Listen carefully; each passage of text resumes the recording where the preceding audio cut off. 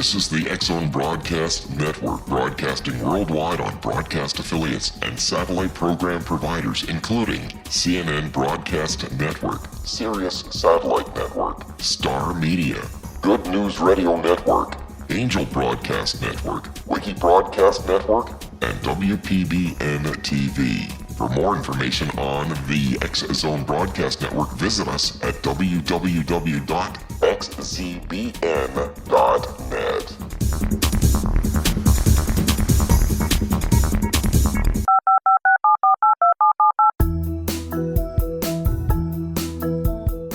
Did you know that when you're on the road with limited data or Wi-Fi, you can still listen to the X-Zone Radio Show with Rob McConnell, The Science of Magic with Gwilda Wiyaka, X-1, Dimension X, Space Patrol, and every minute of the X-Zone Broadcast Network by calling 213-401-0080, courtesy of Audio Now. No smartphone, app, or internet needed. It saves your data plan and it's free if you have unlimited minutes. Call 213-401-0080 to listen on any phone, anytime, anywhere.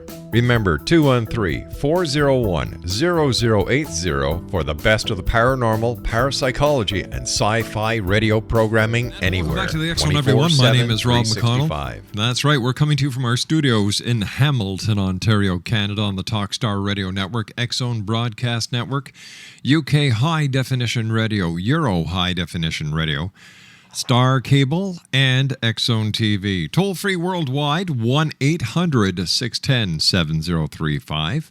My email address is xzone@xzoneradiotv.com. On MSN Messenger, xzoneradiotv@hotmail.com.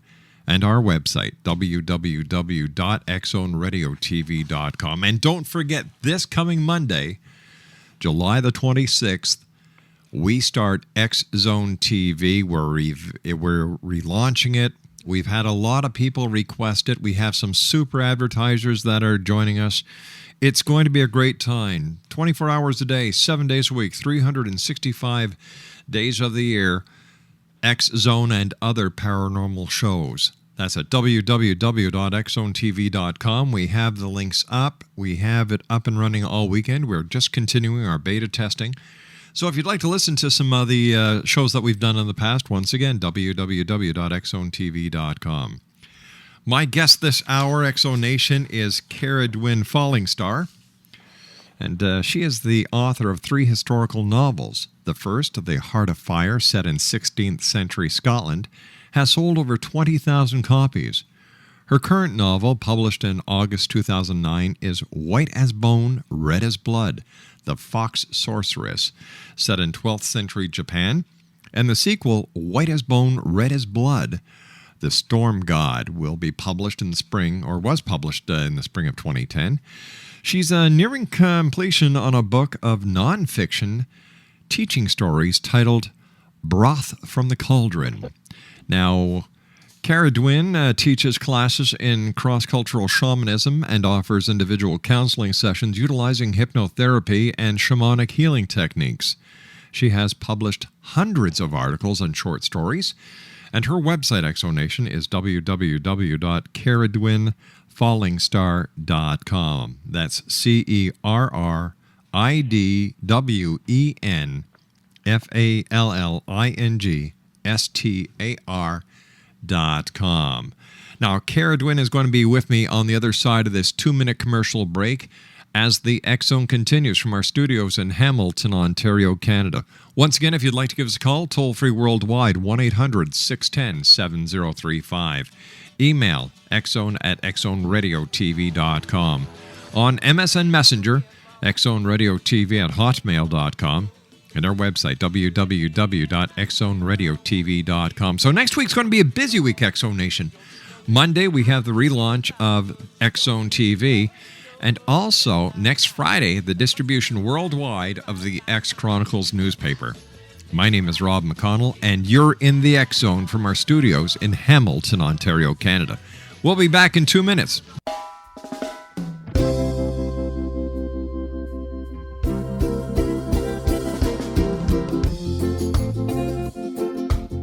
This is Johanna Carroll, host of Dialogue with Divinity on the X-Zone Broadcast Network. While walking along Kaanapali Beach in Maui this past year, I kept discovering all these shells and coral in the shape of hearts. My dialogue with Divinity was very simple. Do you want me to do a retreat to heal people's hearts in Maui next year? And of course, the answer was yes. As a master spiritual teacher, I am offering you a neat retreat called Rise, May 8th through the 12th, 2017, and the chance of a lifetime to rest at a 5-star resort for 5 days and experience a spiritual renewal of your heart and soul. Kaanapali is one of the top 5 beaches in the world. This stunning resort has undergone a $40 million renovation. I walked the entire property, checked out the room choices on your behalf, and I must say it is stunning. Our conference room faces the ocean with sliding glass doors. Maui is known as Mother Maui because it is a soft, gentle, healing energy. In the embrace of Mother Maui, you will feel yourself rising from the limitations of an ordinary life to an extraordinary journey of peace, bliss, and harmony. A greater sense of clarity. Our Rise retreat ignites renewal in the sacred elements of air, water, earth, fire, and wind. There's plenty of free time to enjoy all that Maui has to offer. A small deposit is required now to reserve your space, as this retreat, it will sell out. For more details, please go to johannacarroll.com and register today. Aloha, and I'll see you in mystical Maui.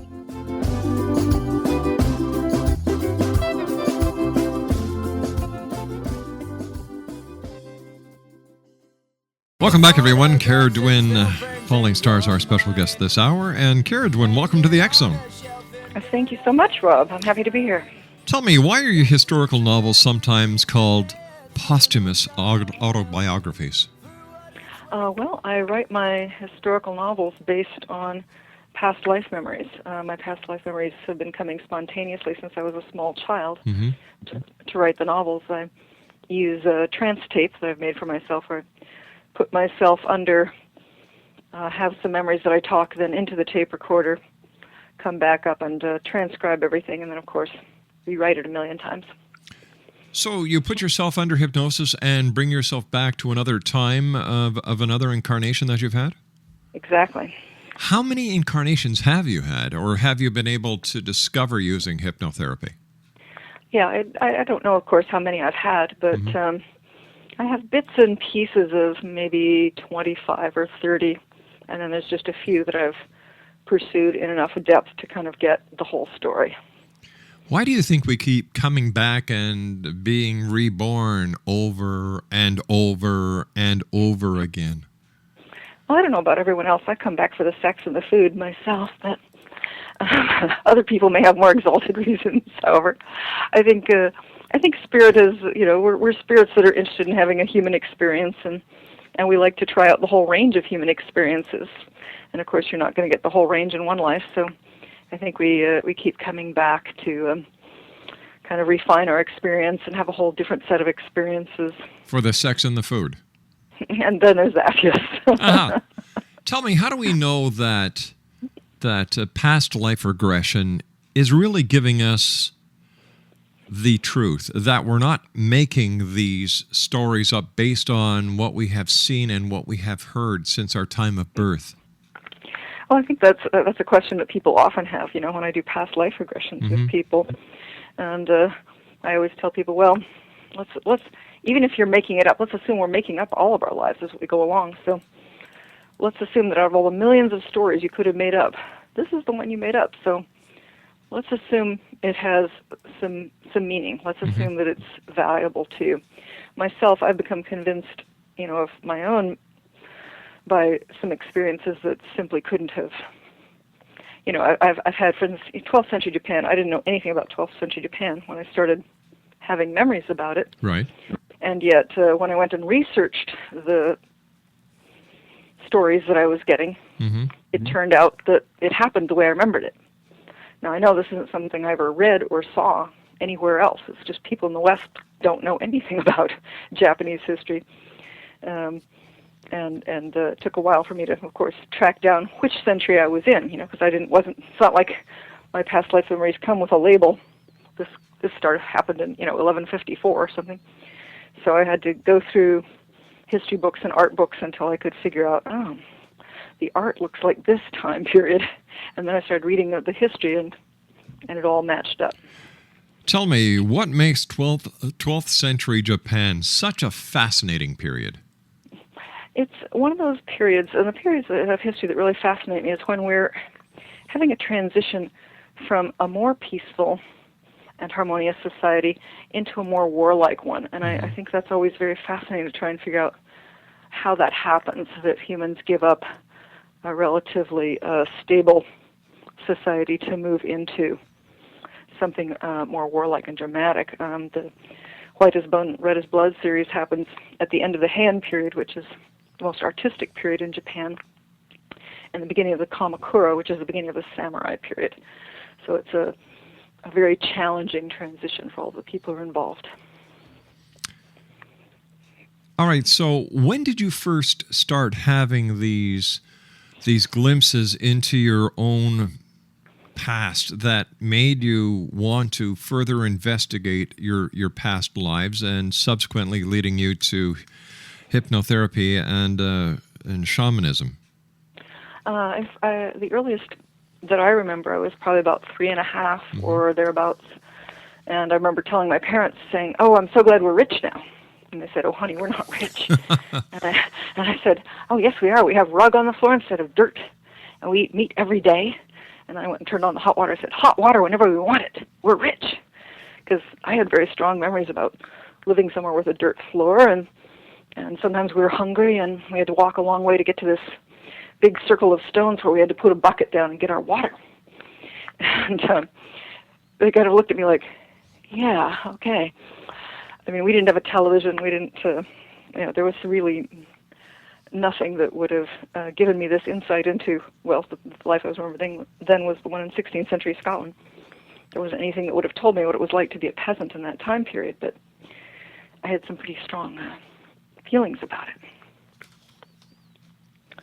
How long did it take you before you actually learned how to hypnotize yourself, and what prompted you, or what was your calling to go into shamanism? Oh, that's kind of an interesting question. I was working as a newspaper reporter when I was 22, which is a long time ago now, although I hate to admit that.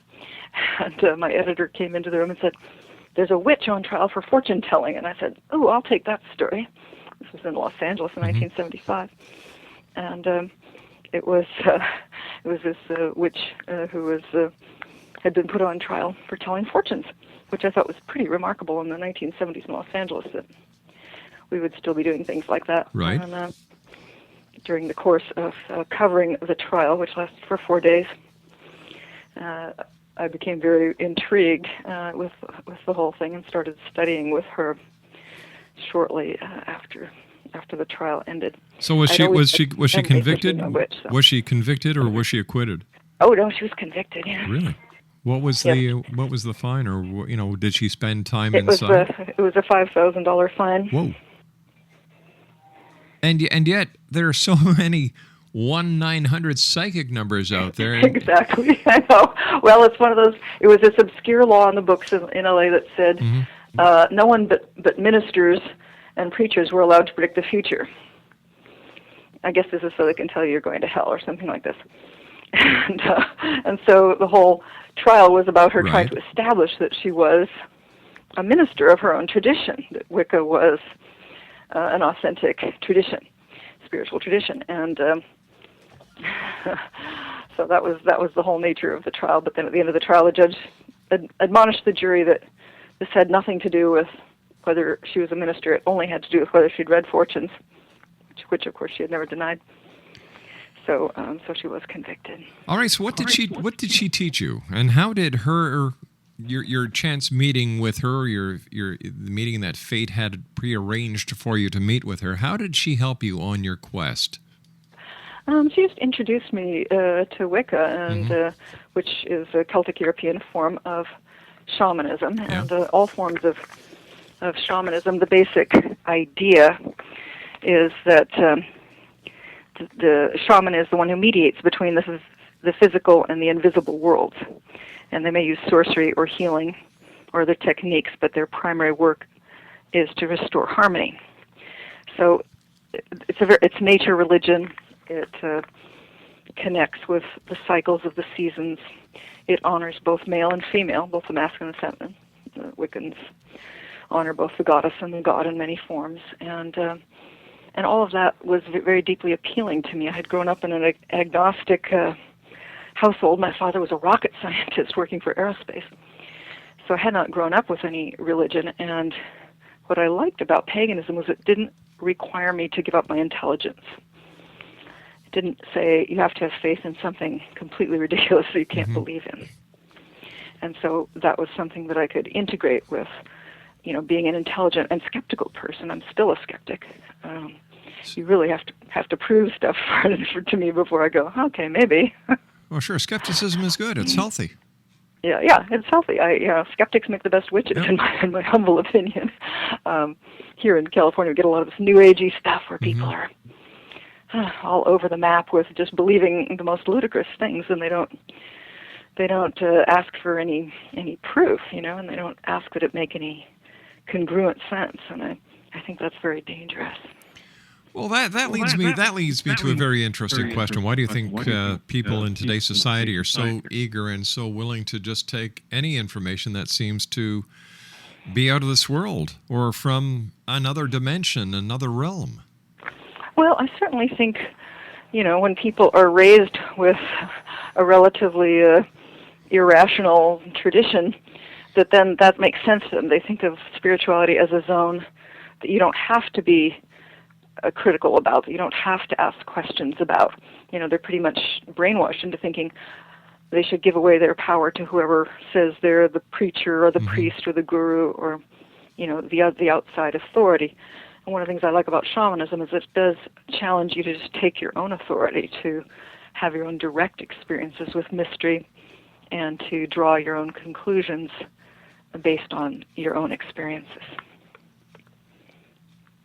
How far has your quest taken you? Well, I don't know if you can really quantify that. I've certainly had some wild experiences that, sometimes I can figure out a container, an idea about, and other times we're so far out of the empirical playpen, I just don't know what to think. I've had some pretty crazy experiences, so I understand people having those experiences saying, wow. Well, I guess we can truly say that at times it can be rather perplexing. Absolutely, but that's part of the mystery. It's part of the fun of it, too. You and I have to take a commercial break, Cerridwen. Please stand by. Exonation, our special guest this hour, is Cerridwen Fallingstar. Her website is www.cerridwen.fallingstar.com. That's CERRIDWEN Fallingstar.com. And we'll be back on the other side of this commercial break with the news as the X Zone continues from our studios in Hamilton, Ontario, Canada, with yours truly, Rob McConnell. Once again, our toll-free worldwide number is 1-800-610-7035. Email xzone@xzoneradiotv.com. On MSN Messenger, xzoneradiotv@hotmail.com. And our website, www.xzoneradiotv.com. We'll be back. Don't go. This is the X Zone Broadcast Network, broadcasting worldwide on broadcast affiliates and satellite program providers, including CNN Broadcast Network, Sirius Satellite Network, Star Media, Good News Radio Network, Angel Broadcast Network, Wiki Broadcast Network, and WPBN TV. For more information on the X Zone Broadcast Network, visit us at www.xzbn.net.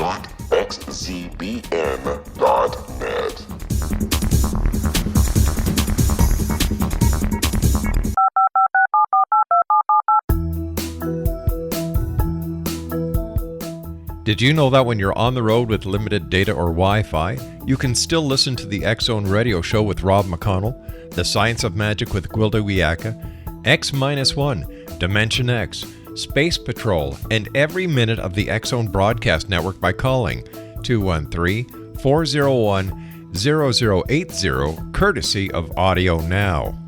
No smartphone, app, or internet needed. It saves your data plan and it's free if you have unlimited minutes. Call 213-401-0080 to listen on any phone, anytime, anywhere. Remember 213-401-0080 for the best of the paranormal, parapsychology, and sci-fi radio programming anywhere, 24/7, 365. Our guest this hour is Cerridwen Fallingstar. Her website is cerridwenfallingstar.com, and we're talking about past life regression, we're talking about hypnotherapy, and we're talking about shamanism this hour. Cerridwen is the author of 3 historical novels. The first, Heart of the Fire, set in 16th century Scotland, has sold over 20,000 copies. Her current novel, published in August of 2009, is White as a Bone, Red as Blood, The Fox Sorceress. And this is also set in the 12th century, except this is set in Japan. And the sequel, White as Bone, Red as Blood, The Storm God, was published in the spring of this year. If you'd like to give us a call, 1-800-610-7035 is the magic number to reach us. And Cerridwen, your voyage, your quest has taken you back into 12th century Japan, 16th century Scotland. Where else have you lived or been reincarnated?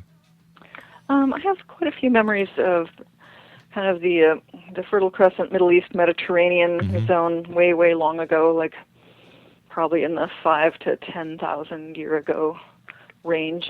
Bronze Age. I have been working a little bit on a book set in Bronze Age Crete, which I think was pretty much the best society ever, at least the best one that I remember. Minoan Crete was just an amazing time.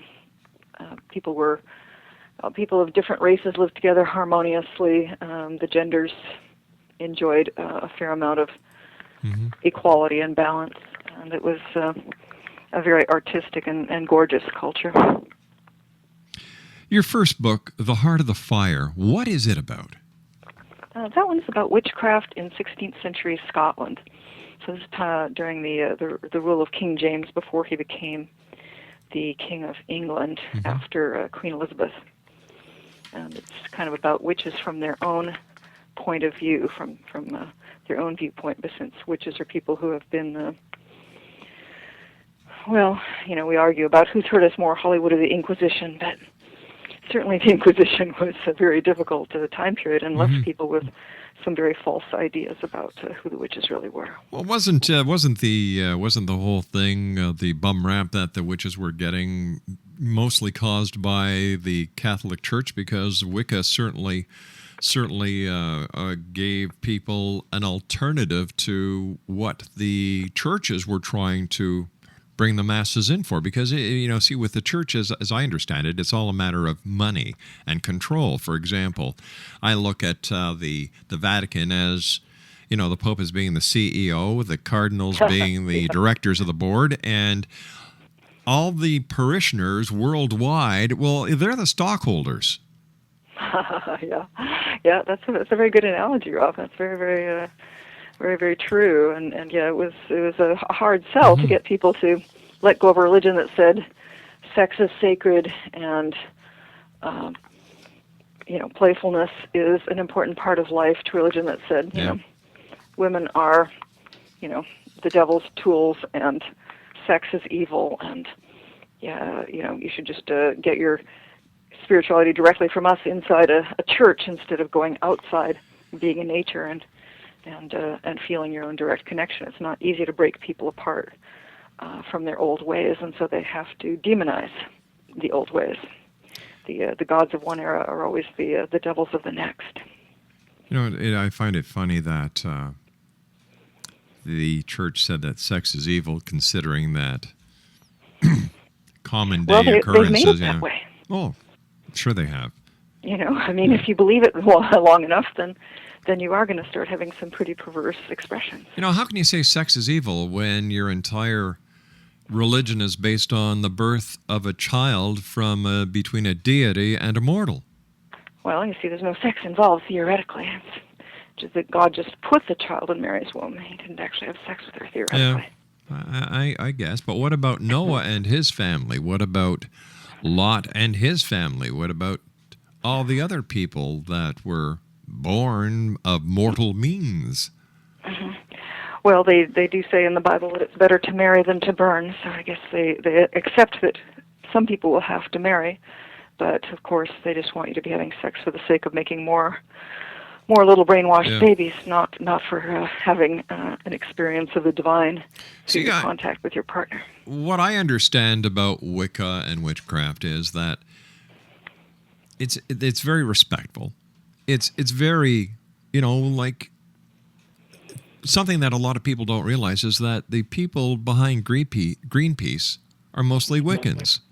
That a lot of all these, the majority of groups that are out to save the planet are Wiccans because of the great respect that they have for Mother Earth, the planet. Right. When you see the Earth as your mother, it definitely gives you a very different attitude than if you see the Earth as just a bundle of resources to be exploited at will. Tell me, if the Earth is the mother, who's the father? Well, I think pagans usually see the Earth as both mother and father, although some of them might divide it up and see the Earth as the mother and the sky as the father.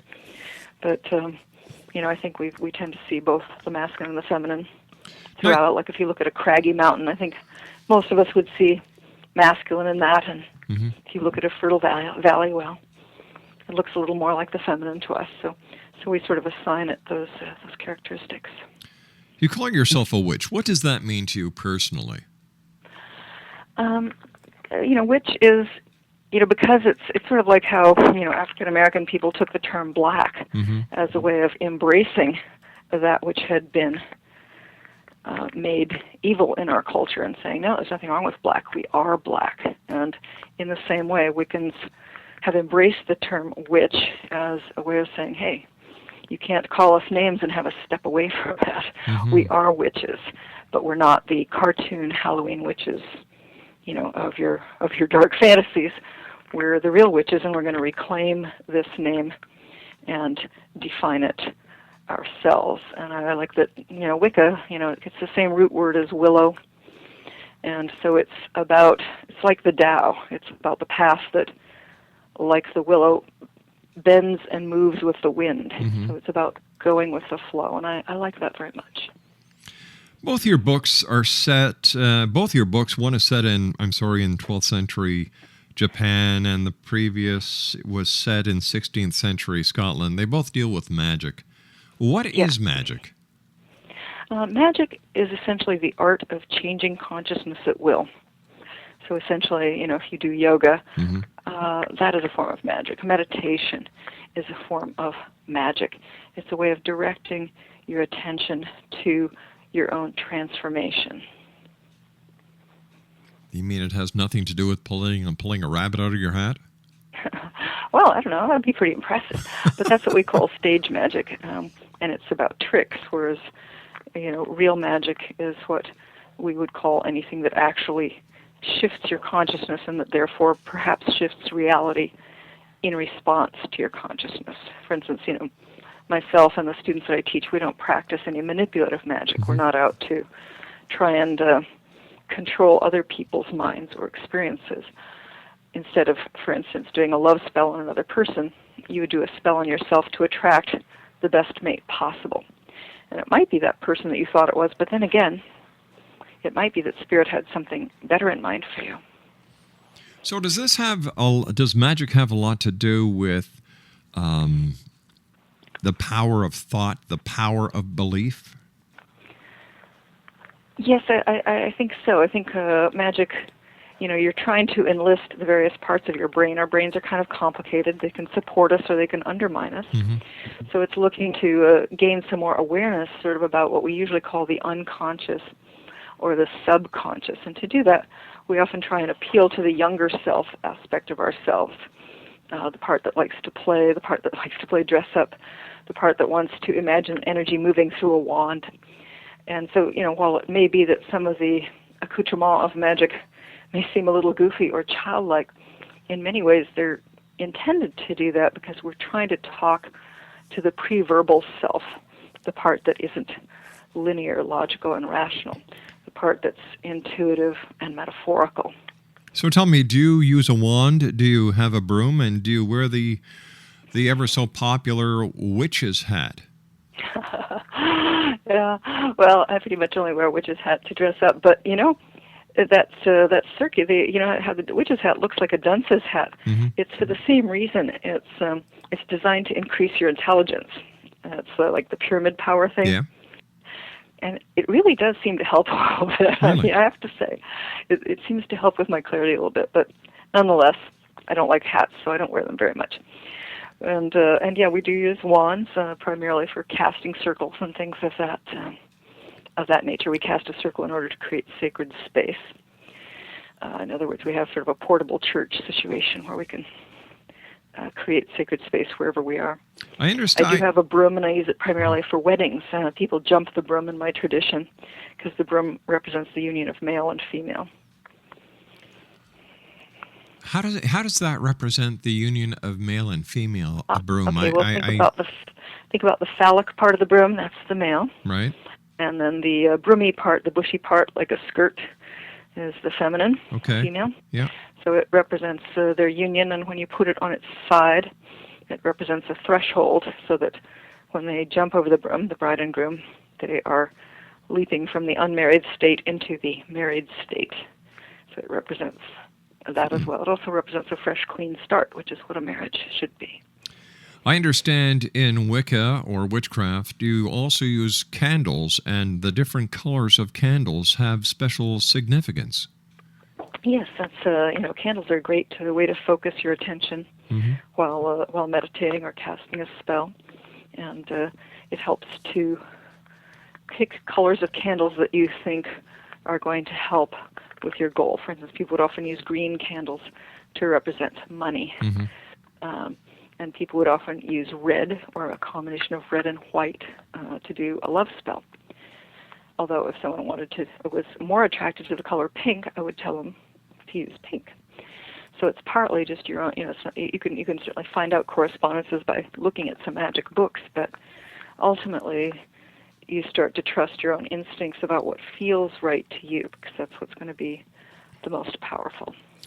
Where did the lure, the legend of witches cooking children come from? That's kind of a typical thing that the Catholic Church was accusing people of. I mean, just as recently as the 1940s in World War II, which is, Jews were being accused of killing Christian babies and using them to make their matzah bread. Oh God! So as recently as that, and then millions of Jews died because there was a lot of people who believed that whenever a child went missing, it was ending up in a Jewish oven somewhere. So it's just one of the things that if you wanted, accuse people of the worst thing possible, naturally, killing and eating children is pretty high on the list. The one place where I think there might be a little grain of truth to that is that witches were the midwives, and therefore they're the ones who helped women give birth, right. But they were also the ones that women went to for abortions. So there was a sense in which, yes, the witches are the ones killing the babies that the women don't want. But witches were also the first naturopaths. Yeah, the first, they were healers. They were, Paracelsus, who's described as the father of modern medicine, finally recanted everything that he had written and confessed that he had learned from the sorceresses all that he knew. And that's a quote, "I learned from the sorceresses all that I know." And so, yeah, they were the people who were the original doctors and naturopaths and hypnotherapists and psychiatrists, and they were the people that you went to when you needed an herbal cure or a psychological cure. So why are witches portrayed as old ladies? You don't sound very old. You sound as if you're in your mid-30s. Well, we come at all different ages because we do age, although more slowly than muggles, of course. But the old woman thing came from that when they were rounding people up to kill them, old women who were widows or who, they didn't have any male protectors. Oh, I see. And so the old women simply made easier targets, to be killed. They didn't have people to fight for them, as a younger woman might do. Although, actually, of course, witches of all ages, or people who are accused of being witches of all ages, were killed during that time. But the old women definitely took a hit. Cerridwen, please stand by. You and I have to take our final break for this hour. Exonation Cerridwen Fallingstar is our special guest. Cerridwen, Fallingstar.com is her website. She's the author of The Heart of Fire. And let me see. The Heart of Fire. She's also the author of White as Bone, Red as Blood, The Fox Sorceress. And her newest book is White as Bone, Red as Blood, The Storm God. We'll be back on the other side of this commercial break. Don't go away.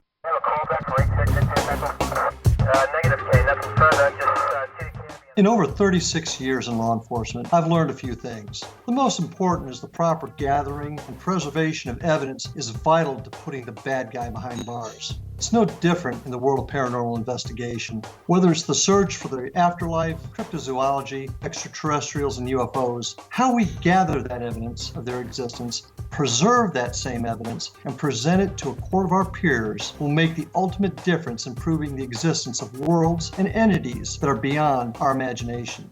Come with me on a journey that seeks to prove with undisputable evidence what man has struggled to believe for centuries. Join me, Larry Lawson, host of the Paranormal Stakeout, coming to the X Zone Broadcast Network. Check out the broadcast schedule for Paranormal Stakeout with yours truly, Larry Lawson, at www.xzbn.net. For more information about me, my travels, and my team, check out our website at www.paranormalfbi.com or join us on Facebook at Florida Bureau of Paranormal.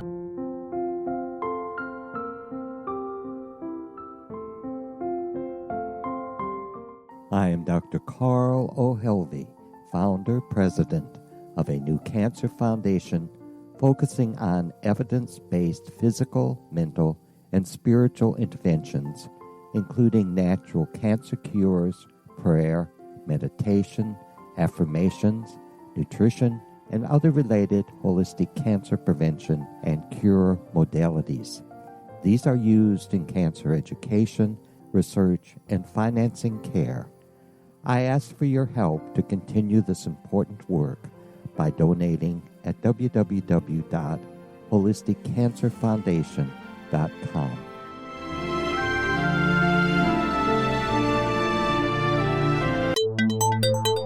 You're listening to the X Zone Broadcast Network, www.xzbn.net. Exonation, Cerridwen Fallingstar is our guest this hour, www.cerridwenfallingstar.com. Now, Cerridwen, isn't that Celtic? Yes, it's a Gaelic. She's a Celtic goddess of transformation and inspiration. And Fallingstar, First Nations? Sounds like that, definitely. It was a name that kind of came to me when I very first started getting involved in Wicca. Mm-hmm. I was in a big ritual, probably over 100 people, and then there's a falling star. I was the only one who saw it, and after that I started getting them very regularly as it seemed like signals that I was on the right track, so I kind of integrated that into my name. Now, you've also written a book of teaching stories, sort of a Wiccan soup for the soul. Can you tell us what the book is about and when it's coming out? Yeah, it's called Broth from the Cauldron, and I haven't got a date yet. Still working on it, and then of course my agents will have to shop it around, and we'll see how long that takes. But this one is, it's called Broth from the Cauldron because Cerridwen is the goddess of the cauldron in Celtic mythology. That's I think people think of the cauldron as being kind of a scary thing, but it's actually just a big soup pot, and it's where people would make their stews and their broths and their potions, and it's an earthy metaphor for transformation. You cut up a lot of things and you put them together, and it turns into something more than the sum of its parts. So yeah, I'm working on these teaching stories that are mostly from my own life, but sometimes from the lives of other people as well. I've got about a minute left, and here's my final question for you. How is Japanese shamanism that you portray in the Fox Sorceress different from neo-pagan shamanism that you practice today? Well, there's a number of differences. One of them, of course, is that back in 12th century Japan, everyone believed in magic and in ghosts and in sorcery, and so it's embedded within the culture as being part of that culture.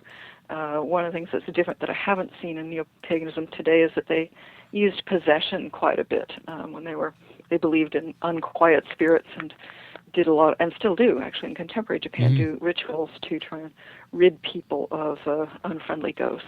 That's something I haven't seen Wiccans do. Cerridwen, I want to thank you so much for joining us. It's been a great pleasure talking to you. Continued success, and we look forward to speaking to you again in the X Zone. I will very much look forward to that, Rob. It's been my pleasure. You take care of yourself. Merry meet. And merry part.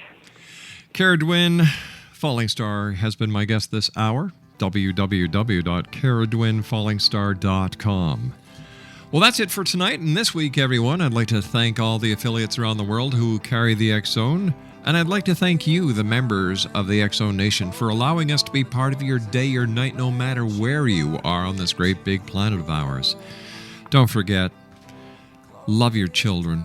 Give them a hug, give them a kiss. Tell them they're loved, because the children of today are the leaders of tomorrow. And if you can help somebody else out who needs a little bit of a helping hand these days, it'll make you feel really good inside. And you know what? You're doing what we're supposed to be doing, helping each other. So until tomorrow, until Monday night, have a safe weekend. And always keep your eyes to the sky and your heart to the light. Good night, everyone.